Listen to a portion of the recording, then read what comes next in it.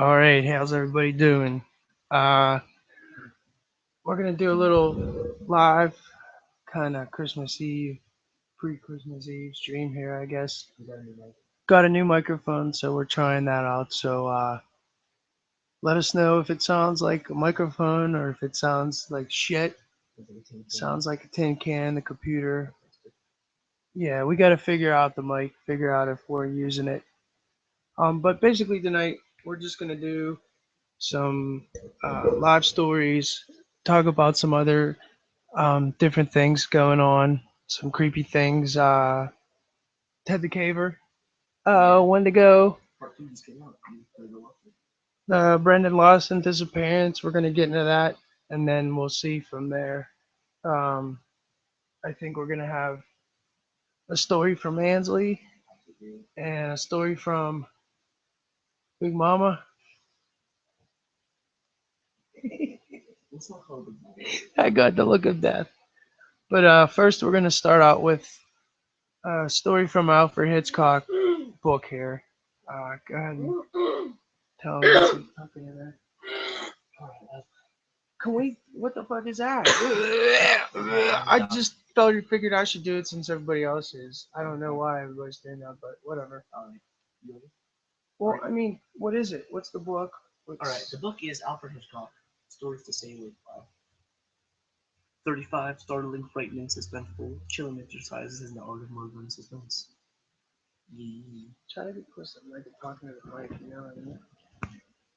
Canavan's Backyard. Oh wait, all these aren't stories by Alfred Hitchcock. They're by like other authors, but it's a compilation of all stories. So yeah, that's cool. All right, Canavan's Backyard by Joseph Payne Brennan. I first met Canavan over 20 years ago, shortly after he had emigrated from London. He was an antiquarian and a lover of old books, so he had quite naturally set up a shop as a second-hand book dealer after he settled in New Haven. Since his small capital didn't permit him to rent premises in the center of the city, he engaged combined businesses and living quarters in an isolated old house near the outskirts of town. The section was sparsely settled, but since a good percentage of Canavan's business was transacted by mail, it didn't particularly matter. Quite often, after a morning spent at my typewriter, I walked out to Canavan's shop and I spent most of the afternoon browsing amongst his old books. I found it a great pleasure, especially because Canavan never resorted to high-pressure methods to make a sale. He was aware of my precarious financial situation. He never frowned if I walked away empty-handed. In fact, he seemed to welcome me for my company alone. Only a few book buyers called at his place with regularity, and I think he was often lonely. Sometimes, when business was slow, he would brew a pot of English tea and the two of us would sit for hours drinking tea and talking about books. Canavan even looked like an antiquarian book dealer, or the popular caricature of one. He was small of frame, somewhat stoop-shouldered, and his blue eyes peered out from behind archaic spectacles with steel rims and square-cut lenses. Although I doubted his yearly income ever matched that of a good paper hanger, he managed to get by and he was content. Content, that is, until he began noticing his backyard. Behind the ramshackle old house and his shop stretched a long desolate yard overgrown with brambles and high brindle-colored grass. Several decayed apple trees, jagged and black with rot, added to the scene's dismal aspect. The broken wooden fences on both sides of the yard were all but swallowed up by a tangle of coarse grass. They appeared to be literally sinking into the ground. Altogether, the yard presented an unusually depressing picture, and I often even didn't clean it up, as I never mentioned it. One afternoon, at the shop, Canavan was not in the front display, a narrow corridor to a near store where his work, packing and unpacking book shipments. When I entered the storeroom, Canavan was out at the backyard. I started to speak, and for some reason, I didn't.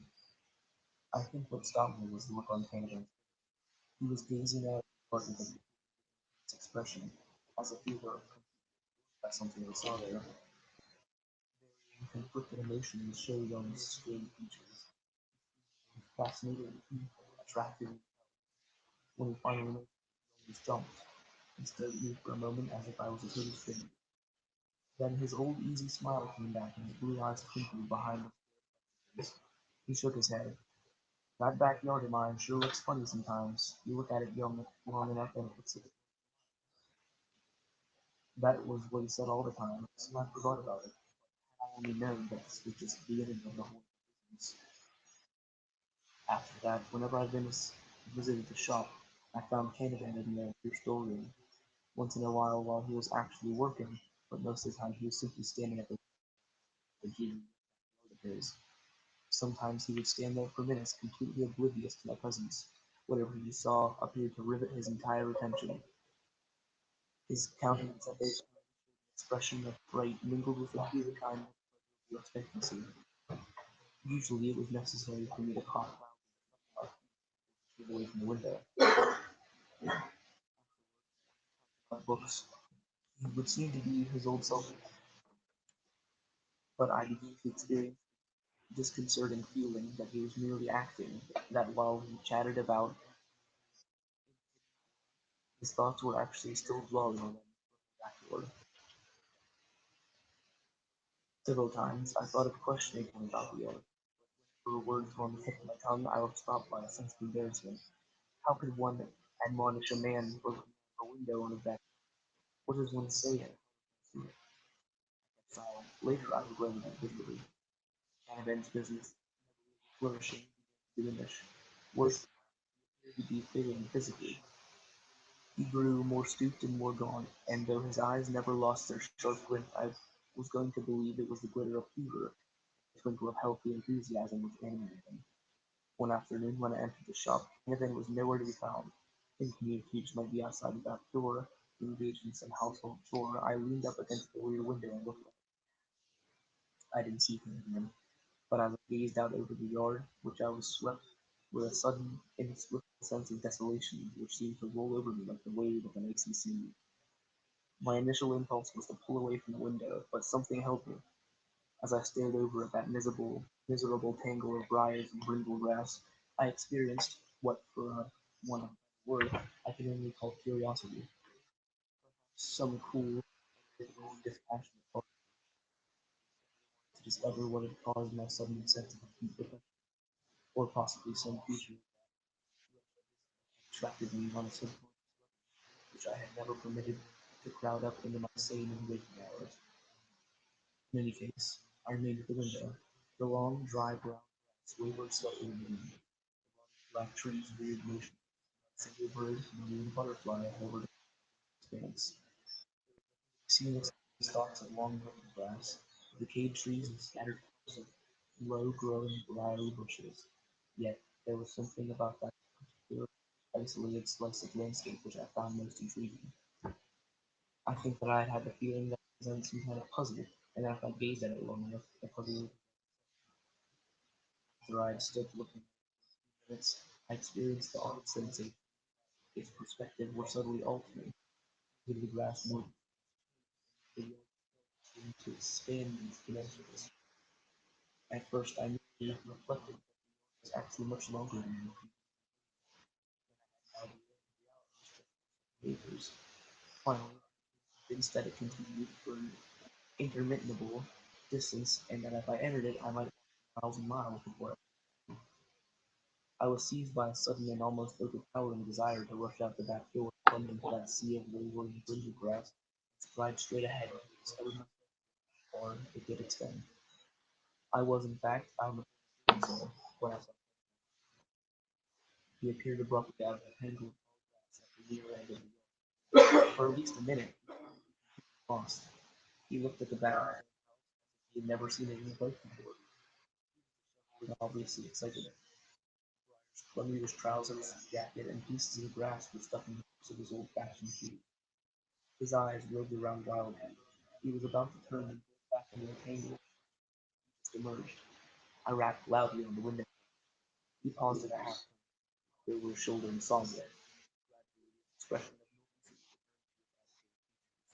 of walking in a weary slouch, he had approached the house.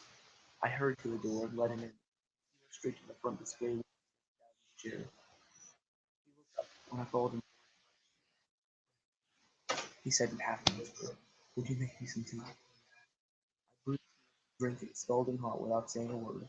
He looked utterly exhausted. I knew he was too tired to tell me what had happened.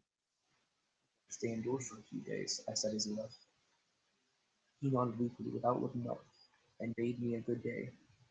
When I returned to the shop the next afternoon, he appeared rested and moody and depressed. He made no mention of the previous incident. For a week or so, it seemed as if he had forgotten about it. But one day, when I went to the shop, I could see that he tore himself away only with the greatest reluctance. After that, a pattern began repeating itself with regularity, and I knew the weird tangle of bringing his house was becoming an obsession. Because I feared for his business and his well-being, I finally demonstrated so. I pointed out that losing customers had not issued a book catalog in months. I told him that the time spent gazing in that witch's half-acre he called his backyard would be better spent listing his books and filling his orders. I assured him that such an as this was sure to undermine his health. And finally, I pointed out the absurd and ridiculous effects. People knew that he spent hours staring out of his window for jungle. He was actually mad. I ended by boldly asking him what he had experienced this afternoon when he seen when the grass was raw.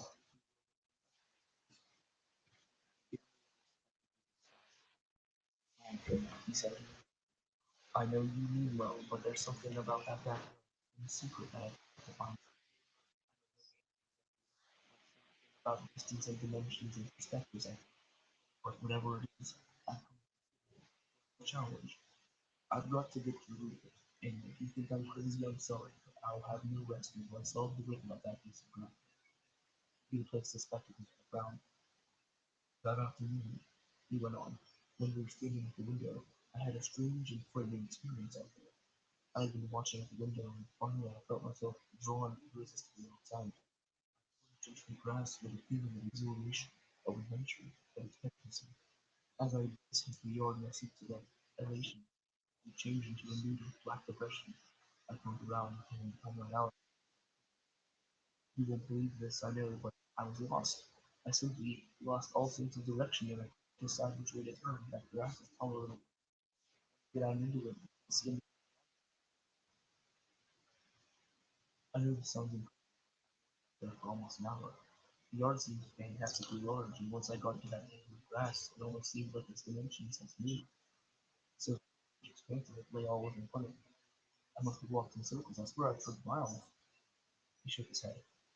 "You don't believe me. I don't expect you to. That's what happened. Finally found my way out and by the sheerest accident and straight. Once I got out, I felt suddenly terrified without the tall grass all around me. I had to rush back into it again. This, in spite of the ghastly which is case arousing me. But I've got to go back. I've got to figure this thing out. There's something out there that I need it.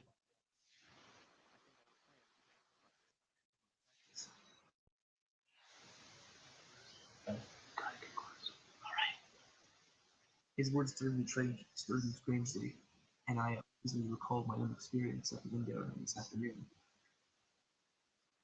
I found it difficult to dismiss the story as sheer nonsense. I did try to dissuade him from entering the yard again. I spoke to him that I was wasting my breath.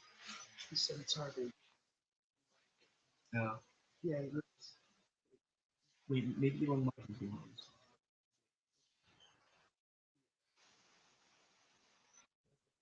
Hey James, thanks. Does this sound any better? We're gonna try to fix it. It's a brand new mic and it's the first time we ever used it on a stream. So we're gonna see what we can do. Yeah, this story's a lot longer than expected. I'm reading some actual right now. So wait, how much more is left of the story? Because it's actually a good story.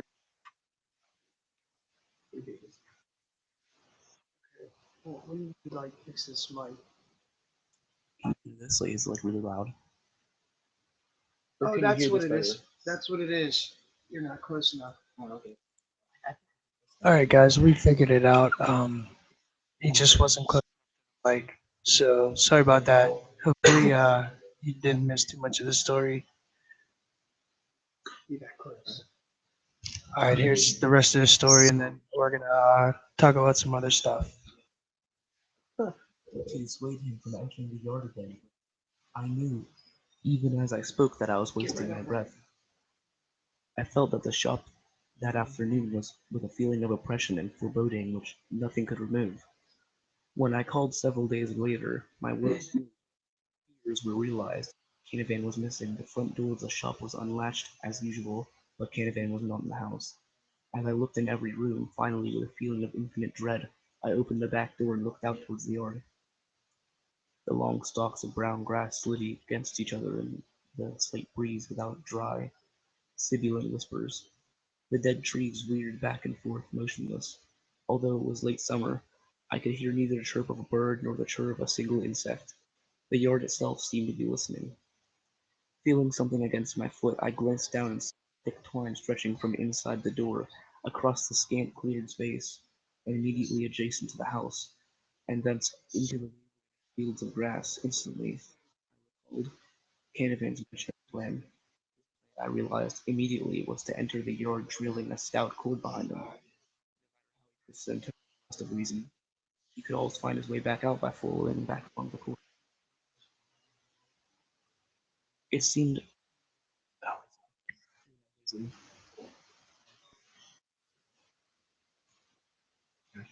this better? Or can you guys hear this a little bit? A little bit more?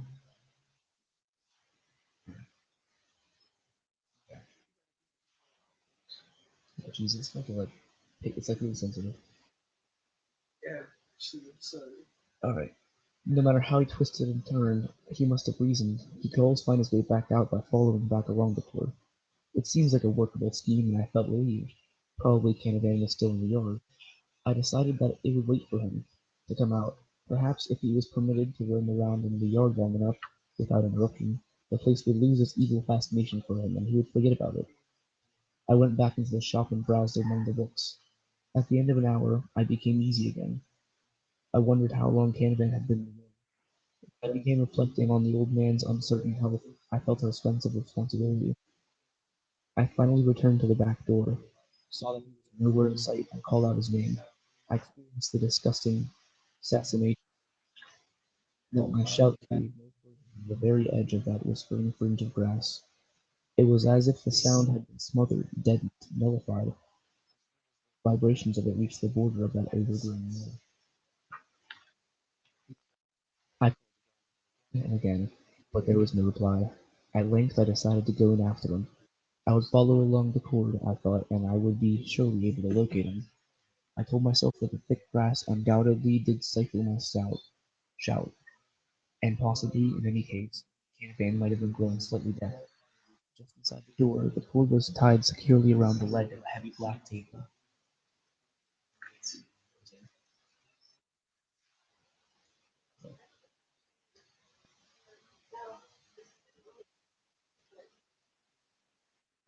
Hey, wait a second, sorry. Okay. Taking hold of the twine, I crossed the cleared area back of the house and slipped into the rustling expanse of grass. This was going easy at first, and I made good progress. As I advanced, however, the grass stems became thicker and grew closer together, and I was forced to shove my way through them. When I was no more than a few yards inside the tangle, I was overwhelmed with the same bottomless sense of desolation which I had experienced before. There was certainly something uncanny about the place, as if I had suddenly veered into another world, a world of briars and brindle grass, whose ceaseless, half-heard whisperings were somehow alive with evil. I pushed along. The cord abruptly came to an end. Glancing down, I saw that it had been caught against a thorn bush, braided itself, and had subsequently broken. Although I bent down in the area for several minutes, I was unable to locate the piece from which it had parted. Probably Canavan was unaware that the cord had broken and was now pulling along with it. I straightened up. Anyway, one second, guy. I'm sorry. Okay. I straightened up, cupped my hands, and moved to my mouth and shouted. My shout seemed to be all but drowned out in my throat by that dismal wall of grass. I felt as if I were down at the bottom of a well, shouting up. Frowning with growing uneasiness, I tramped ahead. The grass stalks kept getting thicker and tougher, and at length I needed to put both hands up to throw myself through my bird. I began to sweat profusely, my head started to ache, and I imagined that my vision was beginning to blur. I felt the same tense, almost unbearable oppression which one experiences on a stifling summer's day when storms and the atmosphere is charged with static electricity. Also, I realized with a slight qualm of fear that I had got turned around and didn't know which part of the yard I was in. During an objective half-minute in which I reflected that I was actually worried about getting lost in someone's backyard, I almost laughed. Almost. But there was something about the place which did not permit me to. I thought ahead with a sober face. Presently, I began to feel that I was not alone. I had a sudden hair-raising conviction that someone or something was creeping along the grass behind me. I could not say with certainty that I heard anything, although I may. But all at once I was firmly convinced that some creature was crawling or wriggling a short distance from my rear. I felt that I was being watched, and that the watcher was wholly malignant. For a wild instant I considered a headlong flight. Then, unaccountably, a rage took possession of me. For a wild instant I considered headlong flight, then, unaccountably, a rage took possession of me. I was suddenly furious with Canada, furious with the yard, furious with myself. All my pent-up tension exploded in a gust of rage which swept away fear. Now, I vowed that I would get to the root of this weird business. I would be tormented and frustrated by it no longer. I whirled without warning and lunged into the grass where I believed my stealthy pursuer might be hiding. I stopped abruptly. My savage anger melted into inexpressible horror. In the faint breezy sunlight, brassy sunlight, which filtered down through the towering stalks of brindle grass, Canavan, couched on all fours, like a beast about to spring. His glasses were gone, his clothes were in shreds, and his mouth was twisted into an insane grimace, half smirk, half snarl. I stood petrified, staring at him. His eyes, queerly out of focus, glared at me in concentrated hatred, and without any faint glimmer of recognition. His grey hair was matted in grass and small sticks. His entire body, in fact, including the tattered remains of his clothing, was covered with them, as if he had grovelled or rolled on the ground like a wild beast. After the first throat-freezing shock, I finally got my tongue. "Canavan!" I screamed at him. "Canavan, for God's sake, don't you know me?"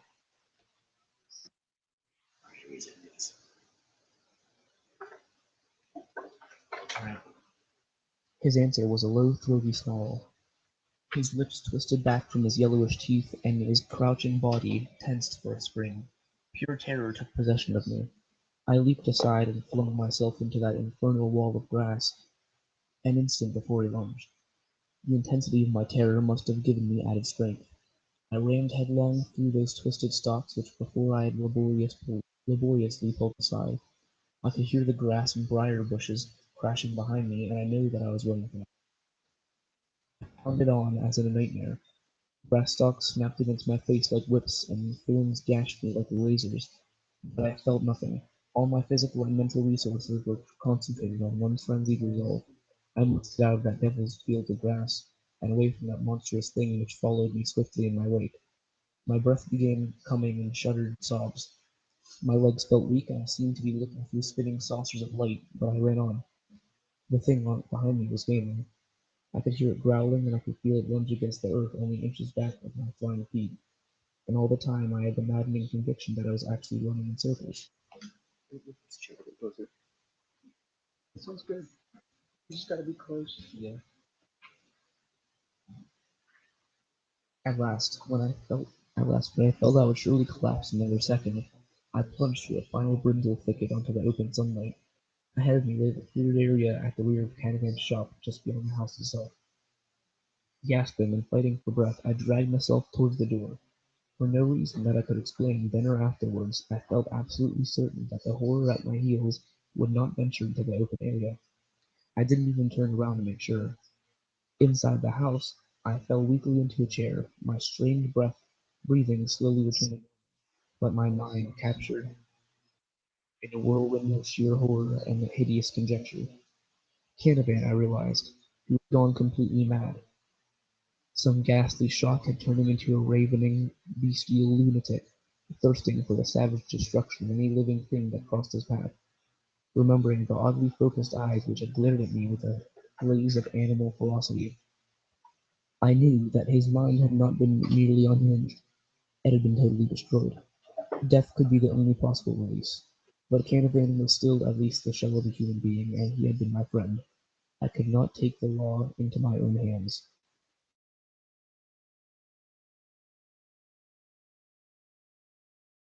An inquisitional questions and demands which had left me in a state of my own near nerves. Burly policemen spent the better part of an hour tramping through that wavering brindled grass without locating any trace of Canavan. They came out cursing, rubbing their eyes, and shaking their heads, furious and ill at ease. They announced that they had seen nothing and had heard nothing except for some sneaking dog which had stayed always out of sight and growled at them in intervals. When they mentioned about the growling dog, I opened my mouth to speak, but now to speak, but thought better of it and thought said nothing. They were already regarding me with open suspicion, as if they believed my own mind might be breaking. I repeated my story at least 20 times, and they still were not satisfied. They ransacked the entire house. They inspected Canavan's files. They even removed some loose boards and rooms and searched underneath. At length they grudgingly concluded that Canavan had suffered total loss of memory after experiencing some kind of shock, and that he had wandered off the premises in a state of amnesia shortly after I had encountered him in the yard. With my own description of his appearance and actions, they discounted its allure of exaggeration. After warning me that I should probably be questioned further, and that my own premises might be inspected, they permitted me to leave. Their subsequent searches and investigations revealed nothing, and Canavan was put down as a missing person, probably afflicted with acute amnesia. But I was not satisfied. 6 months of painstaking and tedious research in the files and stacks of the local university library finally yielded in something that I do not offer as an explanation, nor even as a definite clue, but only as a fantastic near possibility which I ask no one to believe. One afternoon, after my extended research over a period of months had produced nothing of significance, the keeper of rare books at the university library triumphantly bore to my study niche a tiny, crumbling pamphlet which had been printed in New Haven in 1690. It mentioned no author, and carried the stark title of Death of Goody Larkins, which, several years before, it revealed, an ancient crone, one Goody Larkins, had been accused by neighbors of turning a missing child into a wild dog. The Salem madness was raging at the time, and Goody Larkins had been summarily condemned to death. Instead of being burned, she had been driven into a marsh deep in the woods where seven savage dogs starved for a fortnight.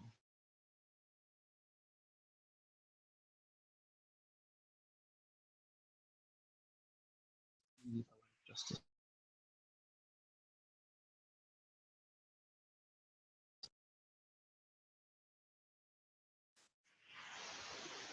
She had screamed. The subsequent inspection of old maps and land deeds satisfied me that the marsh in which Goody Larkins was torn to pieces by the dogs, after uttering her awful chorus, originally occupied the same lot or square which now enclosed Canavan's backyard.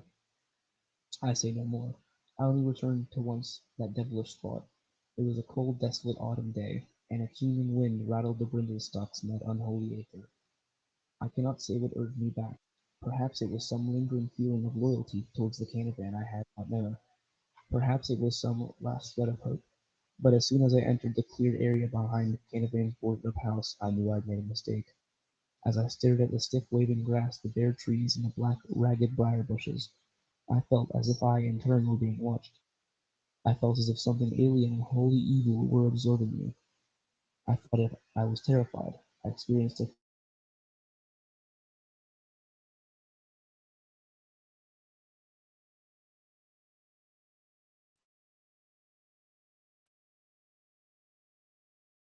lot of trees which ran for miles. Something urged me to enter, to lose myself in the willing grass, to roll and to grovel at its roots, to rip off the foolish encumbrances of cloth which covered me, and to run howling into the ravenous not at all. Instead, I turned and marched away. I ran through the windy autumn streets like a madman. I looked into my room and bolted the door. I'd never gone back since, and I never. That was Canavan's Backyard by Joseph Payne Brennan, the third story in Alfred Hitchcock Presents Stories to Stay Awake From. Get this at your local library if they have it, maybe. All right, guys. We're trying to figure out the mic here. It's the first time we ever used it, so we're trying to figure out how close you gotta be, how loud you gotta talk. But basically, Ansley released Ted the Caver tonight. Posted it on the Facebook page also. It's the second part. I don't know. He said he thinks it's gonna be maybe 4 or 5 parts. It's a pretty long story, but it's actually a good story. Um, it was like a creepy pasta when I first got into creepy pastas. Um, It's like he kept saying you got to listen to this creepy pasta, Ted the Caver, Ted the Caver, Ted the Caver. So, um, I went and listened to it, and I liked it. And he wanted to do it. He wanted to do it. And you got to keep in mind this kid's 12 years old. Um, it's his channel. I mean, he reads the stories, he edits it, and does all that stuff. Yeah.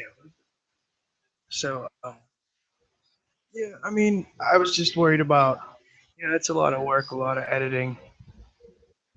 Yeah.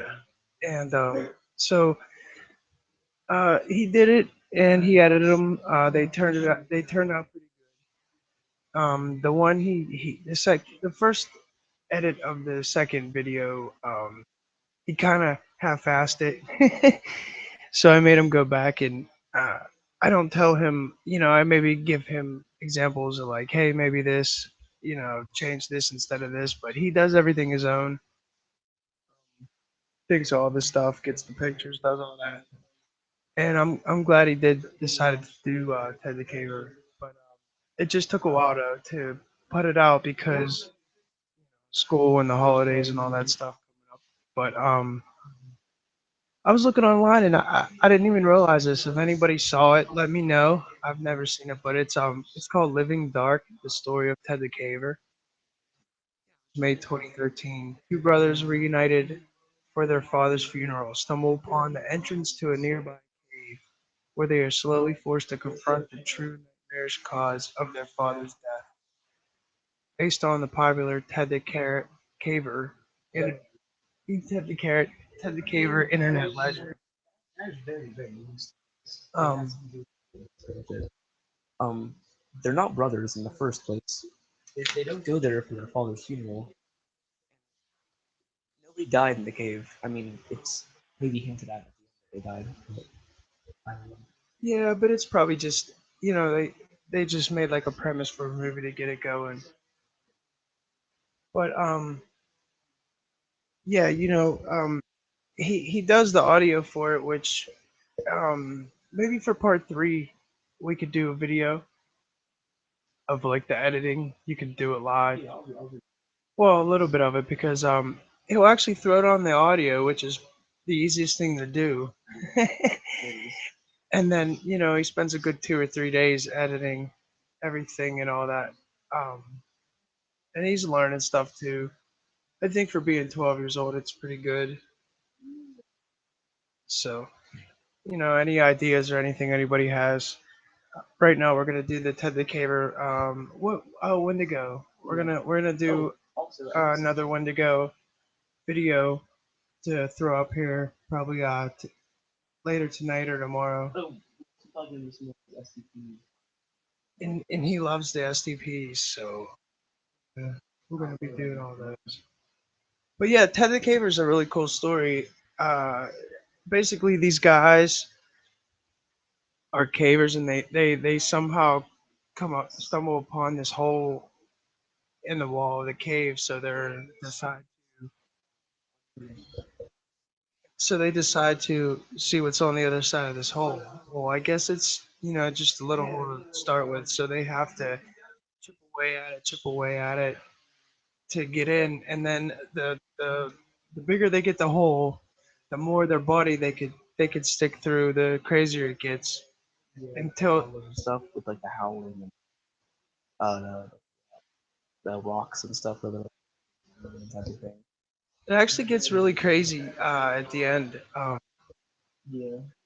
Another reason I kind of push for him to do this um, is there's not a million copies of it online. Like most creepypastas and scary stories, there's 20 different people that did them. Tether Caver, I think when I looked it up, there was like three or four. And I think somebody just put one out recently, but it was like in Spanish or something. Oh my God, 1999. That is like another really long one. If you want to look that up, read it. It's really cool. Mr. Bear's Basement. But 1999 is a really really long one. But I read the whole thing, and There's a lot of cool stories that are well known that I would still like to do, but we kind of try to, you know, do ones that there's not a million the same. short thing on Candle Cove. It's pretty short. It's like a recreation of like a chat room or something. But yeah, Candle Cove is a good one if you want to go check it out. You can. And recently, we've been getting into the disappearances, the creepy, strange disappearances. There was actually a guy in Texas a few years ago. Let me find it right here. His name was what is it? Brandon Lawson. And what's crazy about his disappearance was there was actually like a audio, a 911 call of, and he's talking all fast, and he sounds like he's saying, "We hit the one, chasing one in the field or something," and then he said something about a state trooper,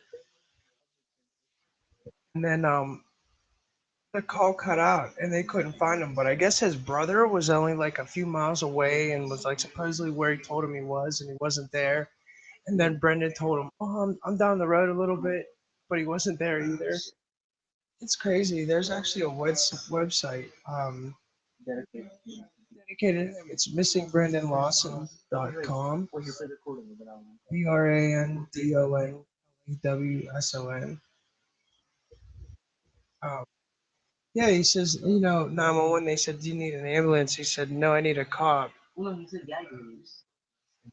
it's weird because there's just so much weird stuff about it.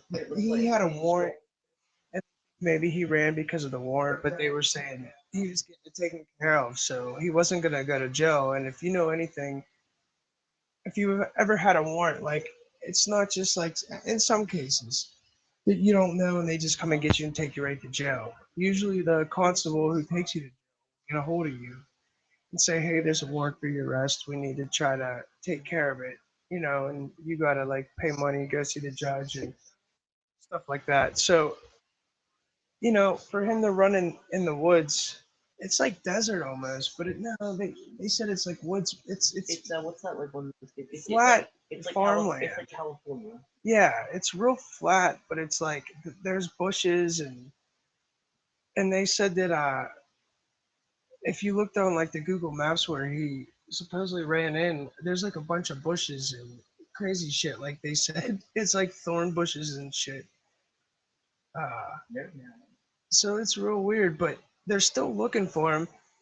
And his girlfriend or his fiance at the time, whatever it was, common law wife, they're saying, she wants to go search on this property, but the property owner won't let him go search there. So his body could be there. They put like drones and stuff out there. Yeah, and they're trying to do like drones and stuff. Um, it's crazy. There's a lot to this story. Um, Missing for 3 years, August 9th, 2013. And he was a big guy, 5'9", 230. That's pretty big. I don't know. They're saying like where he is, there's like some racist rednecks that govern their own county and stuff. So they don't know if he got in a fight with those guys. In There's Bronx, also Texas.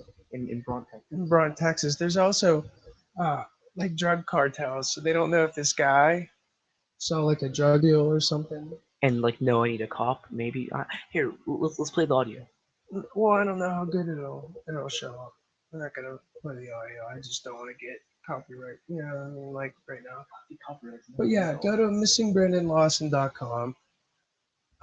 If you want to check that out.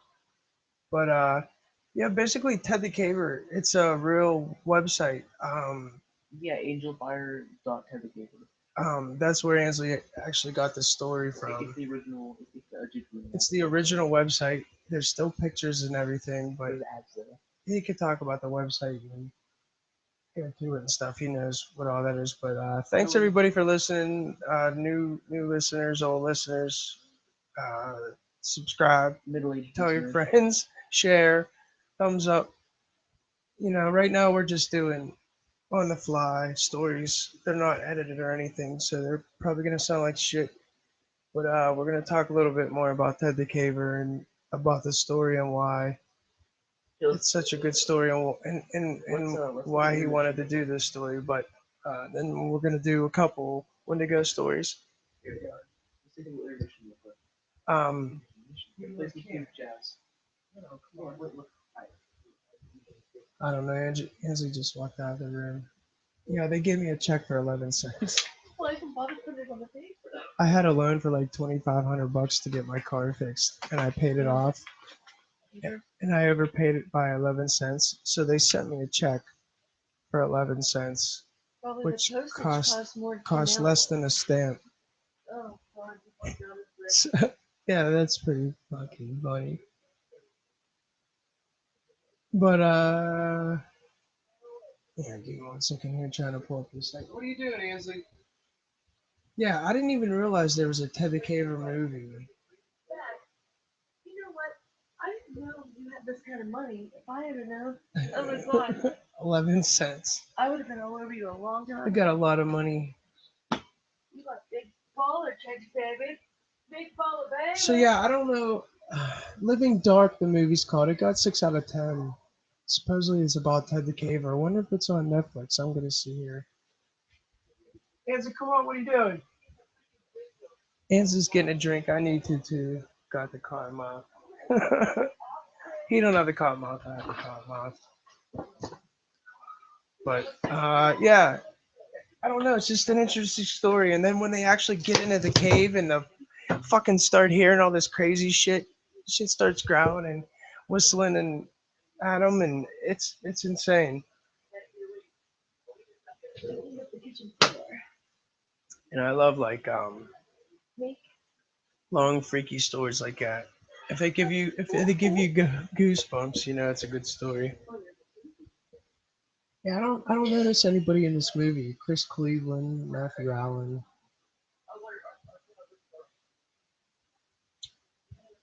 I'm gonna have to check this movie out. If anybody saw it, let me know.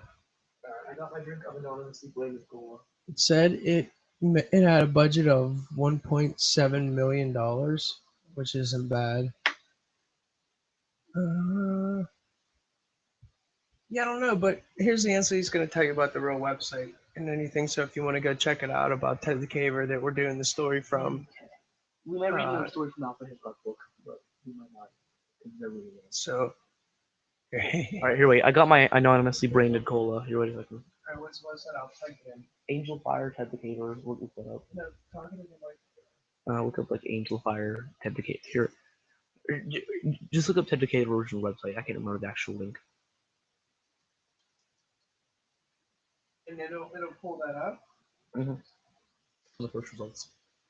This mic is pretty. It's pretty good.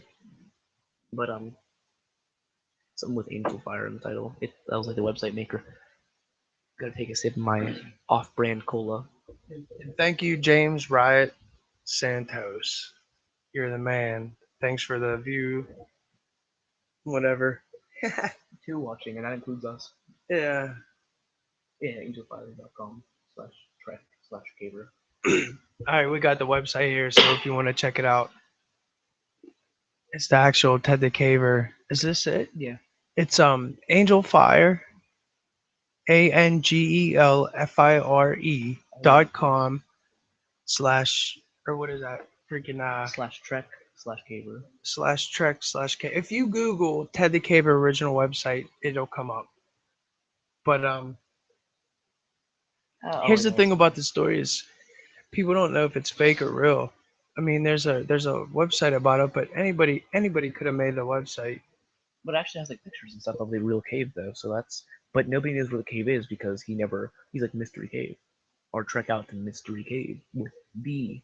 Yeah, so no one knows if this is like the greatest troll ever, an awesome story that's like a good troll, or if this is real, if this is this guy's real website. There's pop-up ads on it, so it's probably cool.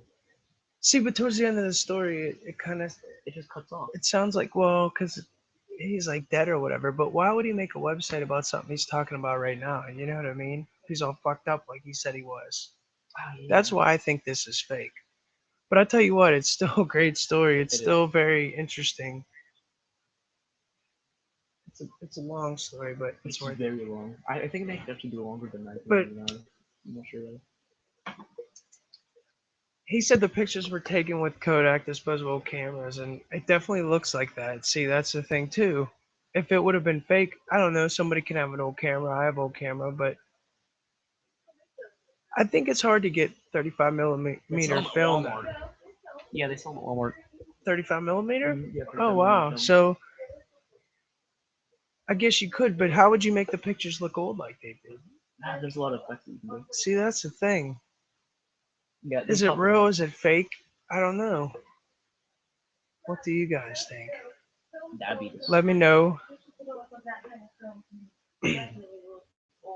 Because you're used to seeing digital high definition photos, and like if you get something developed on a disposable camera like that, you can definitely make it look like it's from like the 90s. That Yeah, was that's a true. bit of information from But I like how he did it too. He did it as a Medium journal. Mommy. It wasn't like here's a scary story Yeah, about like, me. crazy. He just did it like a regular journal. There's also dates on it too. Yeah, and he has it dated 2000. Oh wow, Mhm. I was just out of high school. See, there you go. But yeah, the other my see he likes this kind of stuff. I dig the Wendigo stories. Um, I don't know, just because it's a it's an Indian like witch kinda. Yeah. Yeah, it's like a The witch who wears you know, skins. Skinwalker. Ah, the old skin. Kill. Ah, rake. Ah, jeez. Ah, jeez, rake. Whenever the memes are way too strong. See, but here's what I want to know: it's the Wendigo, the rake, and no, not goat man. Look, the Wendigo, the rake, and Skinwalker. Is it all the same thing? No. Sorry for the audio disturbances. So wait, so you're not sure? You're sure of that? What's the difference? I think. Let's see. No, Well, look, hold I'm on. sure the Wendigo and Skinwalker are the same thing. Yeah, But, and that's what a rake is too. the rake's like an alien. No, the rake is a Skinwalker. Well, supposedly I think the rake's it's a an Skinwalker. You think it's an alien? Yeah, it looks like an alien. Like freaking claws. It's like. We're gonna see right now. Okay, well obviously the mic's working a lot better now. No. All right, so Wendigo. The Wendigo's like the I know this. It's the cannibal.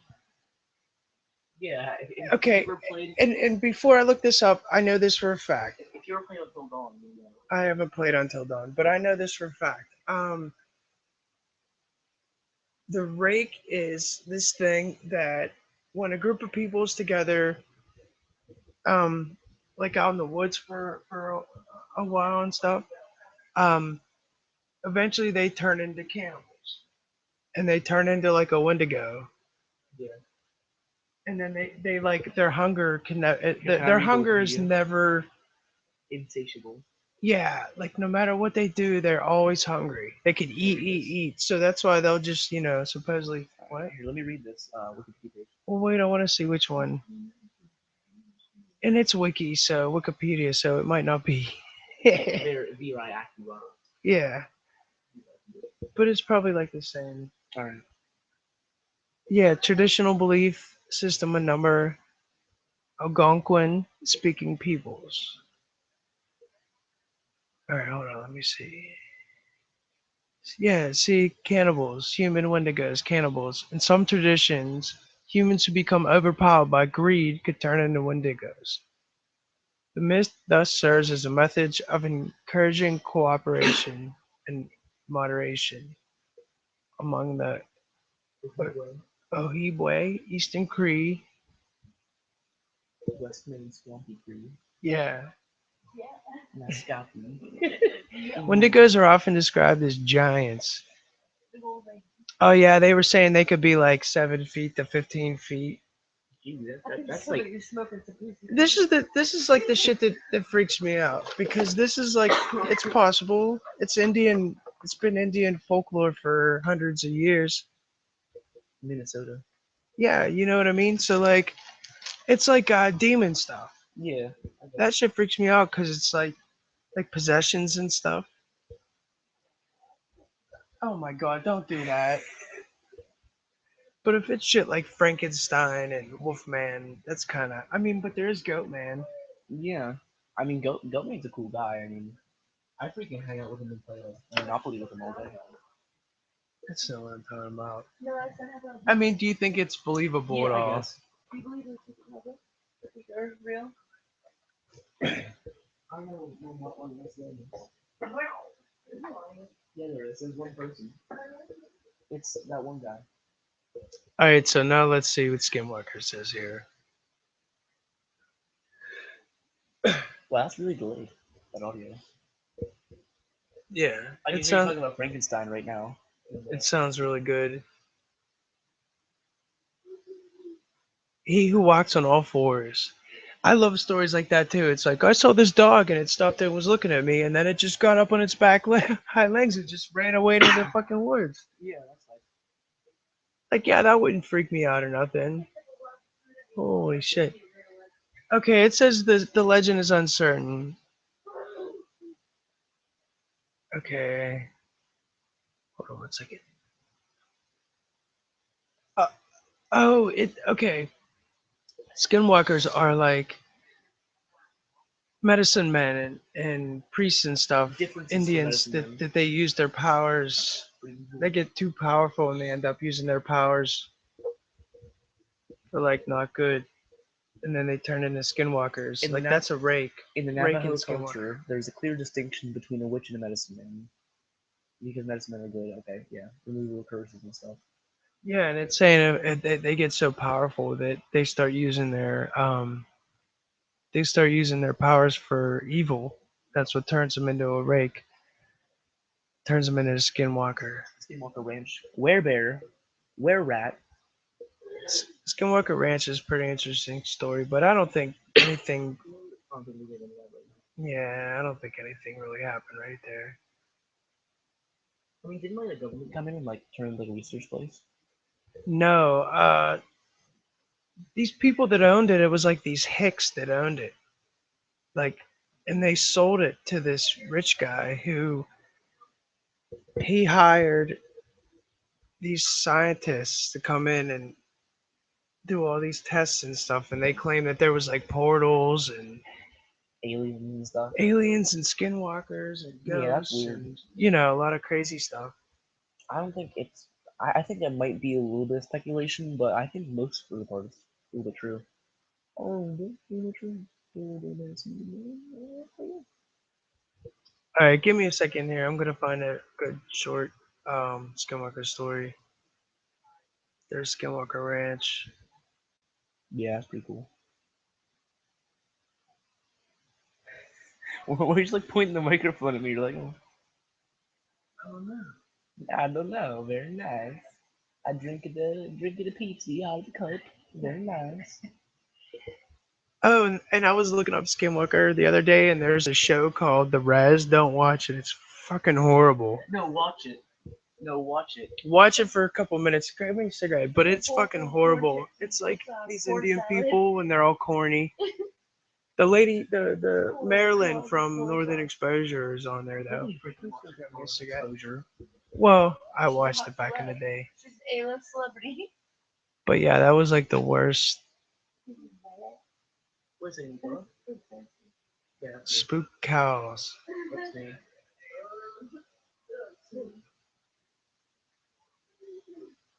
Bus trip goes sinister. That's me. Alright, Ansley's gonna read this one here. Oh, These are just short stories, so I'm gonna read the next one here. are we good? Right. It's about the reses too. Here, you can sit in here. Just get close to it. Okay. We came on the raid. I thought it was the res. That's freaking stupid. Reservation. I know. Alright, buddy. When we had crossed the reservation's border, Hold on. it's called A Bus Trip Goes Sinister. It's on moviepilot.com. See, this is the problem I have because he's 12. It's like dealing with a fucking 12-year-old kid, which he's pretty talented for his age and can edit pretty good. And he's good at reading, but he's still 12, so it's hard to keep him at the task on hand a lot. So bear with us here, please. We're gonna try to get this Brad's also still going here. I'm still 12, but I'm 37. But all right. This is called A Bus Trip Goes Sinister. All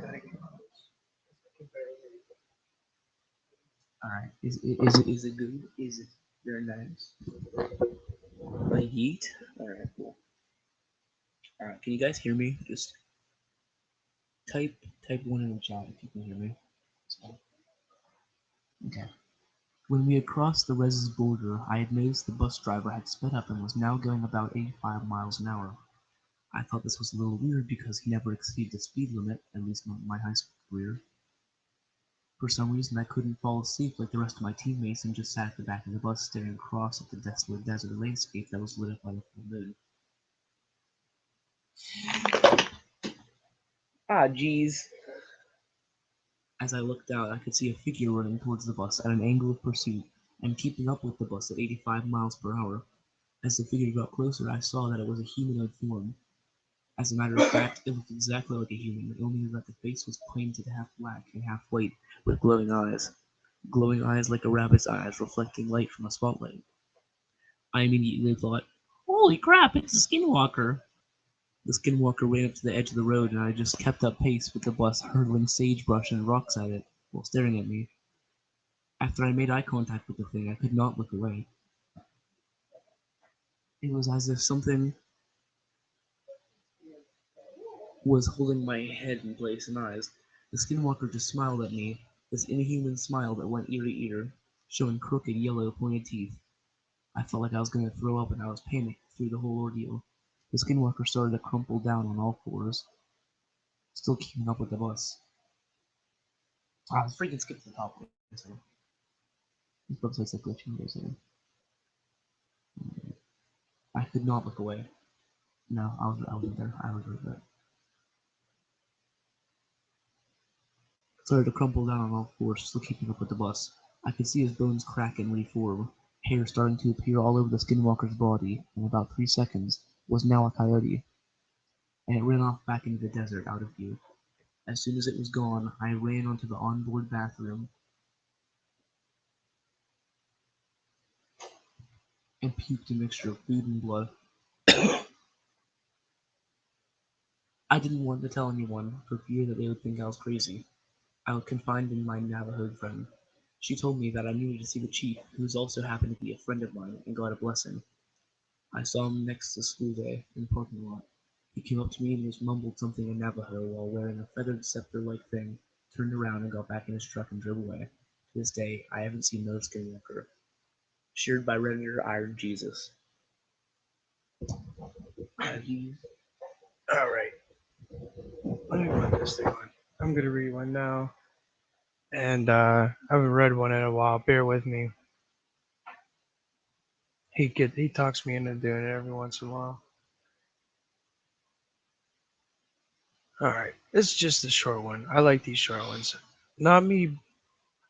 This one is called The Reckoning, The Rocking Dog. Not me, but my uncle. He is Mexican Native American. This happened in the Mojave Desert in Southern California.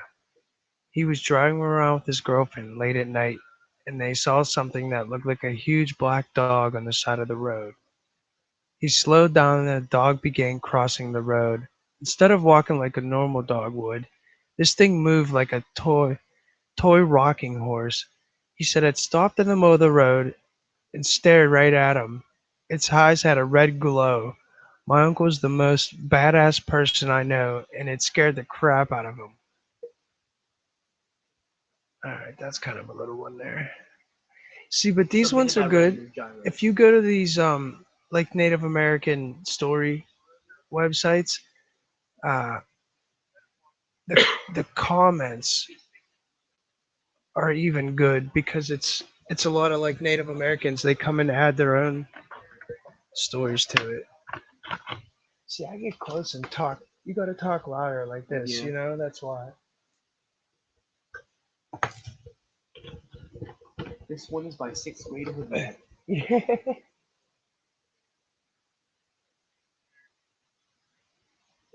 All right, this one's called A Series of Haunting Events. By sixth grade hood rat. Don't matter. My uncle and cousin saw a large deer on the side of the road.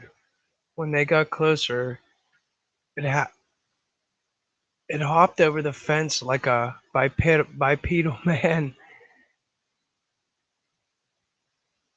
One time driving back from Gallup, my dad saw an old Navajo woman walking on the side of the road. When he slowed down to offer her a ride, she took off in the plains, quickly with inhuman speed. Wow, that's crazy. He saw some old lady. Their dad saw this old lady and she got out. She just like ran away into the woods fast as shit, like a horse. So you gotta talk loud That's and me. Ansley. It sounds a lot better. Here's another one.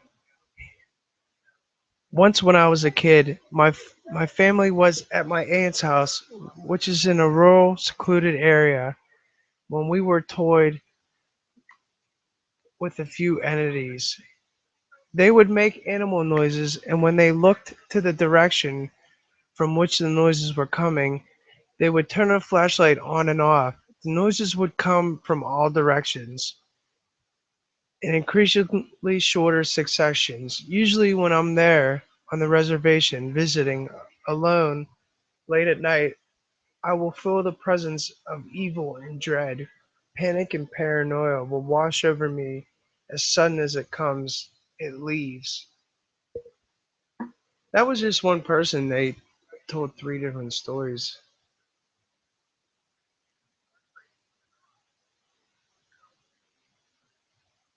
Like I said, this is just on the whim here. We're not editing, we're just reading stories.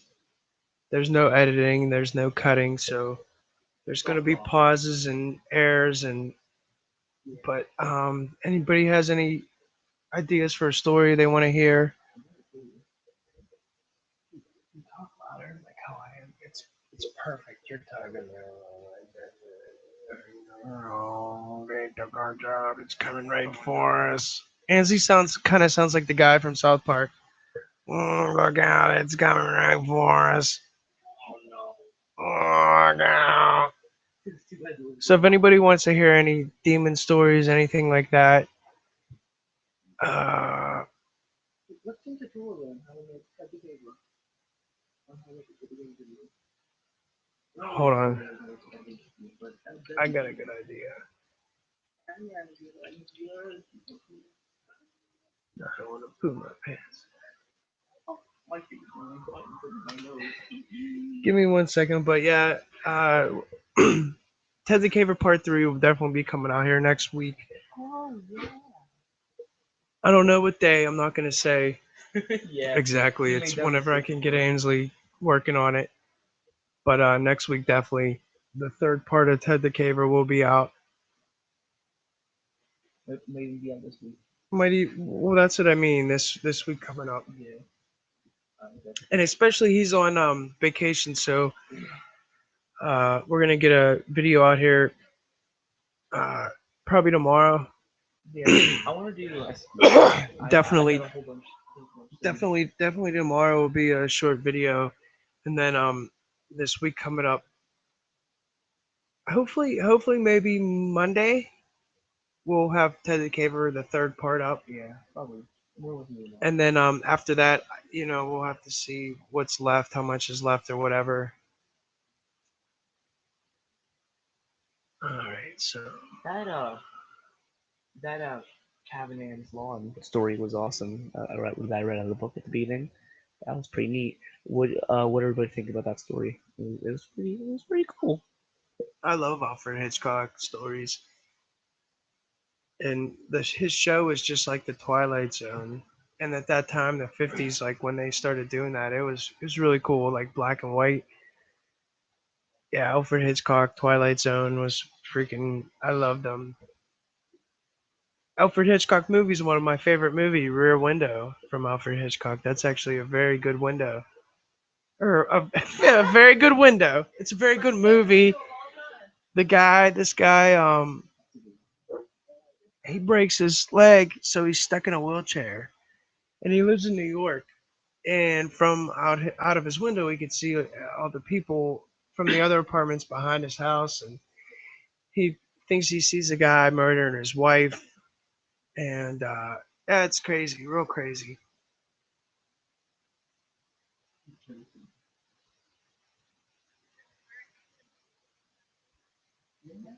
This one's now. How many parts is this? Wait, it says short story, but give me 1 second here. People were trying to find. Hmm. Yeah. Mom, Mom. So, do you want to read a story? Maybe we'll get her to read a story. Yeah. All right. Well, hold on a minute. I gotta find one. So, um, we'll just have Ansley talk about what he has planned, if he has anything planned. He just got this new mic, so It's pretty good. Yeah. he's been doing sound effects from it and stuff. Yeah. Um, it's a Florion BM 800 mic. You can get them on Amazon. They're on sale for like $40, $40. But yeah, if you want to go get a mic so you can be just like me, go ahead and also buy a gray sweater and jeans. I'm not wearing socks though. What? What the fuck are you talking about? What are you wearing? Yeah, but He's like, well, she's like, you sound hideous. He's like, well, I'm a guy. Jake from State Farm. But yeah, up. See, look, the res again. Navajo res. Well, they call it the res a lot. What's up with the freaking res? All right, I'll read this one while we're waiting for her. This is from Arizona, and it's by Tracker 337. It's called Navajo Reservation Skinwalker. Let me get a drink here real quick. Hanging out with those. Fried bread. Um, Farmless town. This freaking drink straight out of the TV, bro. Good drive. Yeah. All right. I am also a newcomer to the site and enjoy reading all the stories and experiences that everybody has had. I would like to share a few experiences of my own. As half Navajo and Hopi, I've had my share of experiences on and off the Navajo and Hopi reservation. Hopi. It's Hopi. Sorry if I butcher that. I hope that I won't get any ridicule from any other Native Americans for posting these experiences. One experience that I would like to share happened when I was 14 years old. I'm now 29.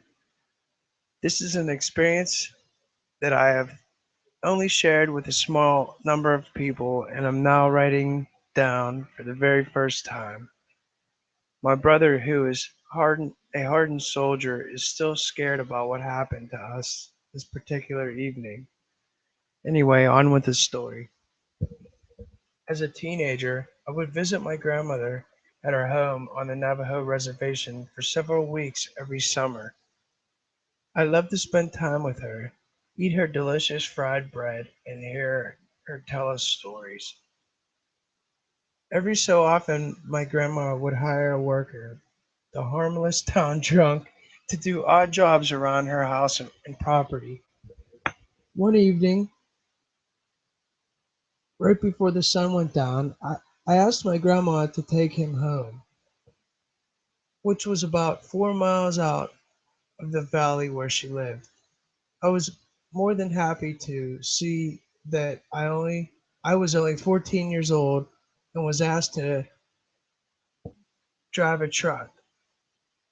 Mind you, that on the reservation nobody cares that you're 14 years old and driving around. Hell, there's hardly anybody around to see you anyway. So my 9-year-old brother jumped in the truck cab with me while this worker and my dog shared the tailgate of the truck, and we were off. After I dropped the worker off at the shack that he and his brothers called a house, we headed back down the road to my grandma's. As I mentioned before, it was evening and the sky was a deep red as the sun began to set behind us. We were leaving a nice dust from the dirt road, and the radio was playing music from the only radio station that could be picked up from the nearest town of Holbrook, Arizona. There's nothing unusual, nothing weird. It was at this time I caught movement of something in the bushes a little up the road to the right of us. I remember slowing down, thinking that it was one of my many free roaming sheep in the area that would dart out in front of my truck. As I passed where I thought I saw it, I sped up thinking nothing else of it. Then, out of nowhere, I just felt this dark feeling of fear and dread. I had no idea why I was feeling this, but I definitely felt that something was wrong. As I play this memory back in my mind, there are only a few clear moments that I have of that evening. I clearly remember looking in my rearview mirror and seeing the dark silhouette of something very tall and very skinny. It seemed to be covered with some kind of hair or fur, running behind the truck after us. Whatever it wasn't normal, human, or human at all. I remember hearing my brother crying and my dog barking ferociously at what was chasing us. I remember speeding very fast and shaking violently as the truck bounced on the washboard dirt road. I distinctly remember that this thing was only getting closer as my brother cried, "It's coming up on your side." I remember that the thing was only getting closer. Oh, I remember being as scared as hell and thinking that I didn't want to die at this moment that this moment would be our last. I remember speeding around the bend in the road and seeing a car coming towards us in the opposite direction. At that moment, I felt instant relief and felt that whatever was following us was gone. Shaken up but alive, we made it to Grandma's house, wondering what the hell had just happened. We ran inside, not looking back, hoping that whatever was chasing us had not followed us home. As we told my grandma about our experiences, she didn't seem too surprised, which surprised us.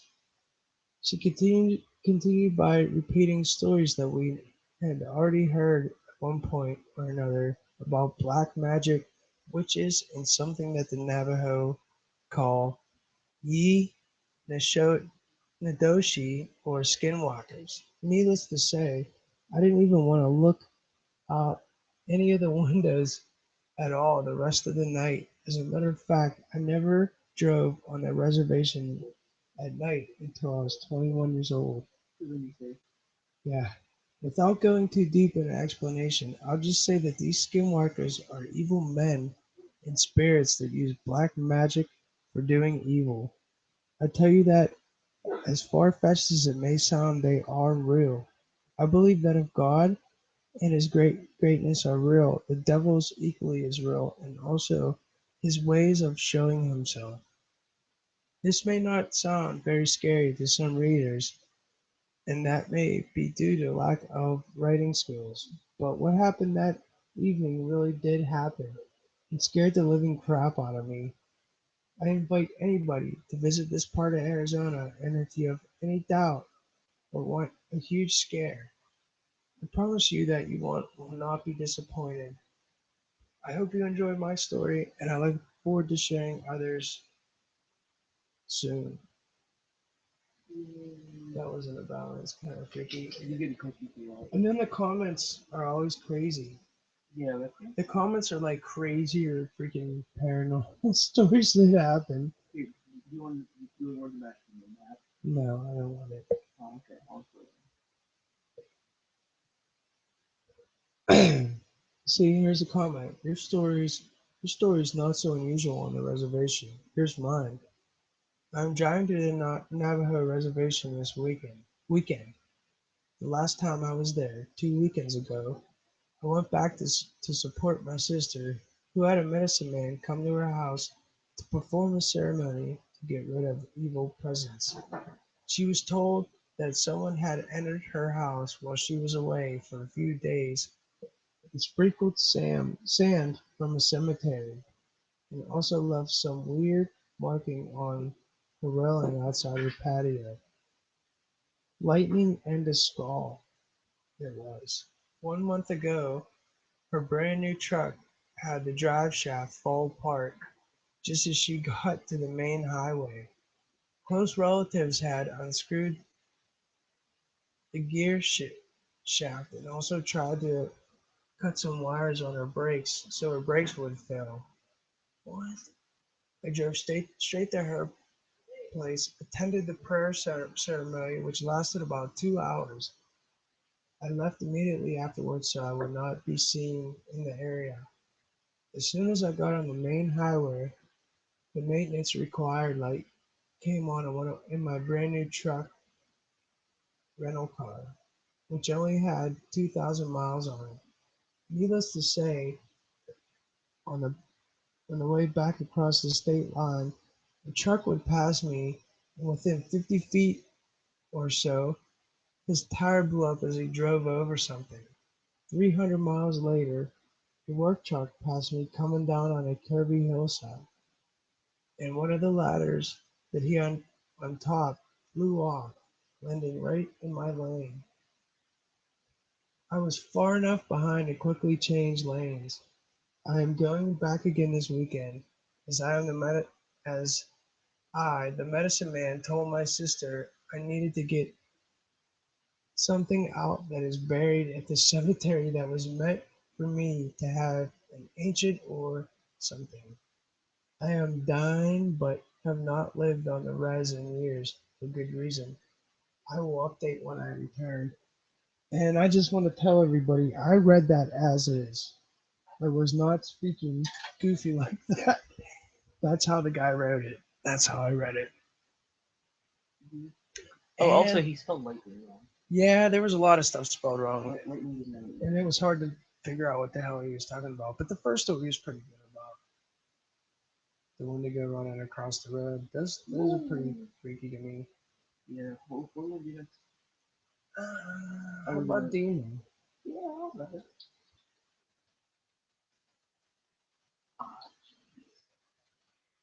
I wanted the spooky elf hat, so better watch out, kiddos. Ansley's the elf on the shelf. I'll come snatch you up, kiddos. Something wrong with this game. Don't let me near your cat. Nah.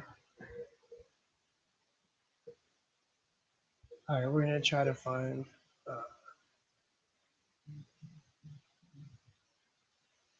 Try some freaky ones here. I'll get Ansley to read one. Yeah, that's how you have to do it. I figured out the mic. You just gotta talk loudly into the mic, and you don't have to be like right here. You could be right here just as long as you like project. Because that's the thing about Ansley. I have to tell him because he'll be like this a lot of times, and you can't understand. Just mumble a little bit. You know what I mean? But like he mumbles. Yeah, I mumble a lot. All right, how about some spooky stories?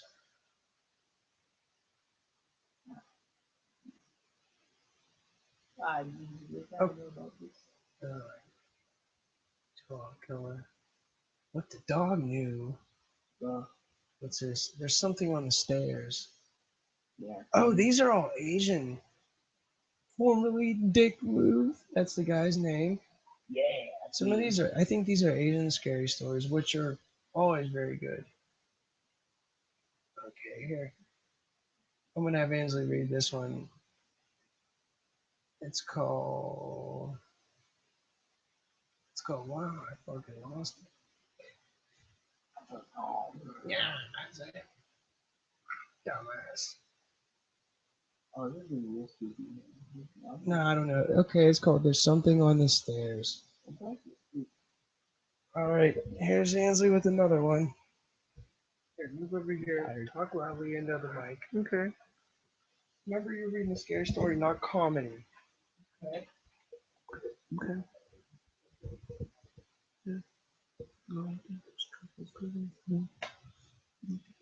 Okay. Last night the door just flew open. I'm not scared. I'm a big boy. I'm not scared. Alright.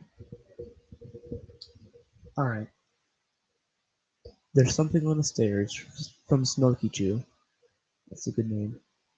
So when I was a kid, I would race up to the top of the stairs as fast as I could, like it was some sort of silly game. Well, I must have been 5 or 6 at the time, I'm not sure. I know I was very little, though. Somewhere along the way, a voice at the top of the stairs started whispering to me. It would make bets with me, such as, I bet you a penny you can't make it to the top of the stairs. I don't really think there was a certain amount of time or anything. As I said, I was very little, so I probably didn't have any counting abilities anyway. Ha.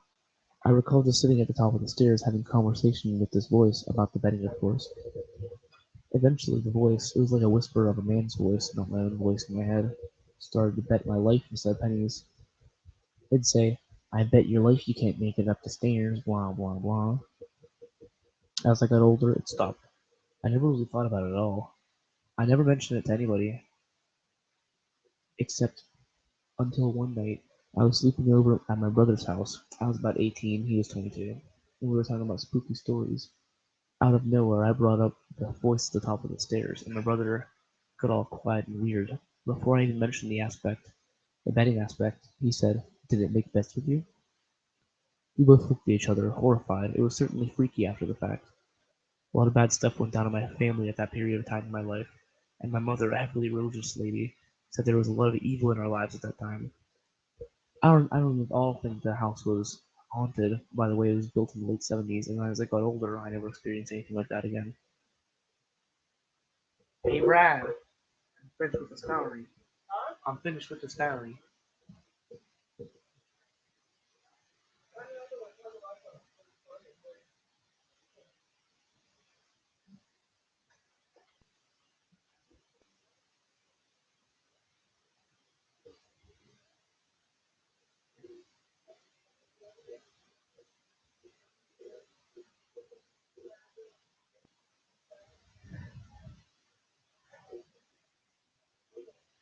Alright, what shall we do next?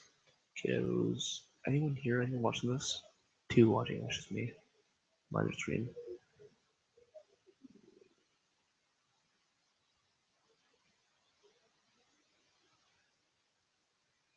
Alright, Brad, so should I just pick a story then?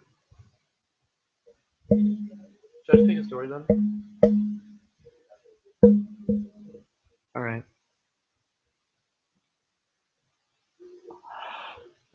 Alright, what should I do?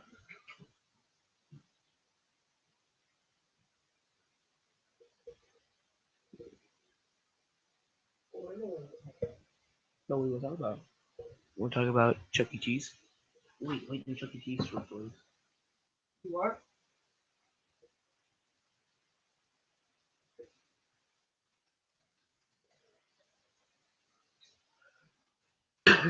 Alright. We're gonna do Chuck E. Cheese short stories, scary ones. And try to find I one. wanted to talk about Nick's demon story. Oh, yeah, yeah. Wait, no. Wait, what bring images here then?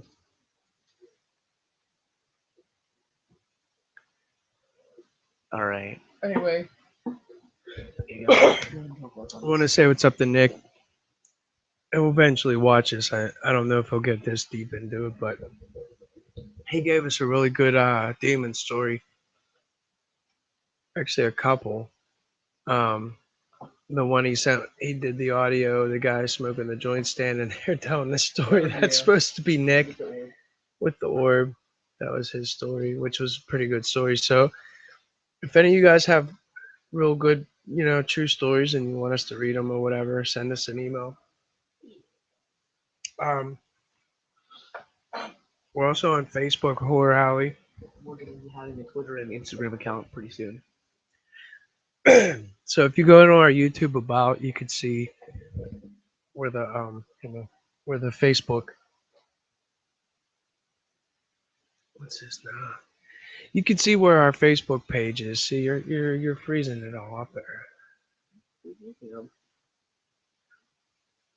Too much, open. So my teachers at my school, they always have like 18 tabs open at once, and they wonder why they don't go so slow. Yeah, you shouldn't have 18 tabs open at once. It's not. Like it's like school through, just like. All right. Well,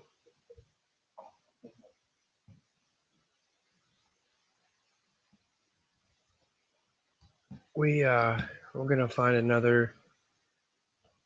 I don't know. I mean, I don't know what else to do. Like the first one we did was true gin stories, just because there wasn't that many of them. So I've been looking in. I gotta look into more, um, stuff that's not a million people posted videos of it. Trash man stories. Scary trash man stories. Scary trash man stories. That's fucking funny. No, No, wait. no, get out of here. Scary trash man. Oh, Christ. No, get out of here. Stories. No. I don't know. I really like the Wendigo stories, though. Audience Strip Club. Yeah. All right. Well, thanks, everybody, for bearing with us and listening to Ansley Stupid trying to be a comedian on a horror channel. But have a good Christmas, everybody. Feliz Navidad, and yeah, fuck off. Have a good night.